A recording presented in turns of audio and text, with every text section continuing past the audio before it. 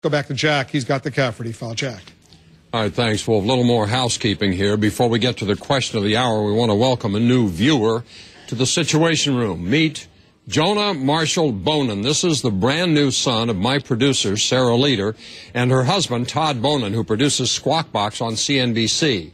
But Jonah is arguably the best producing they've ever done, either one of them. He was born Sunday morning, weighed 8 pounds, reportedly didn't give his mother too tough a time in getting here, and we wish the Bonin family all of the best. Back to the top story of the day. Former Federal Reserve Chairman Alan Greenspan calls it a once-in-a-century financial crisis. Lehman Brothers, one of the oldest investment banks on Wall Street, filing for bankruptcy after it failed to find a buyer.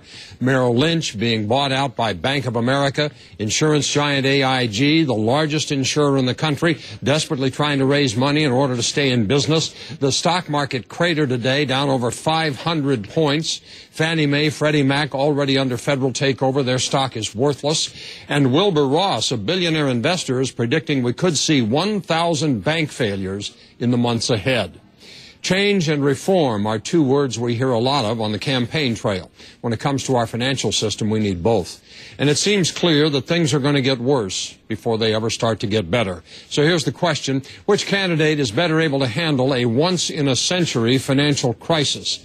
Go to CNN.com/Cafferty file. You can post a comment on my blog. Back to Jack for the Cafferty file. Jack.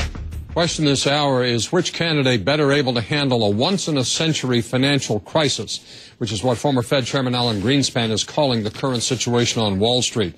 Claire writes from Florida, Obama has way more credibility than McSame. He wasn't instrumental in voting for all the deregulatory legislation that put us in this mess. Put the blame where it belongs, on the Republican enablers in Congress who gave Bush and Cheney free rein in everything.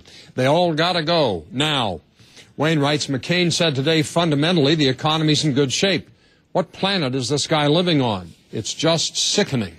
Terry writes, it's embarrassing for me to admit I'm a Republican. McCain, Palin represent everything wrong with politics. I can't believe the man said our economy is structurally sound. But considering he doesn't know how many homes he owns, yeah, I do believe it. I'm voting for Barack Obama, a Democrat, for the first time in 30 years. Vaughn in Florida writes, I'll take the critical thinking top-of-his-class Harvard guy over the old guy that graduated at the bottom of his class. Michael and Diane in Phoenix, the last once-in-a-century financial crisis in this country was the Great Depression, run by Republicans, with a Republican president, Herbert Hoover. He didn't know much about the economy either. It took a Democrat to get us out of that one, and it looks like it may again. And Jim in Denver, Colorado says, my vote is for McSame. We have a strong and vibrant economy. We have a strong and vibrant economy.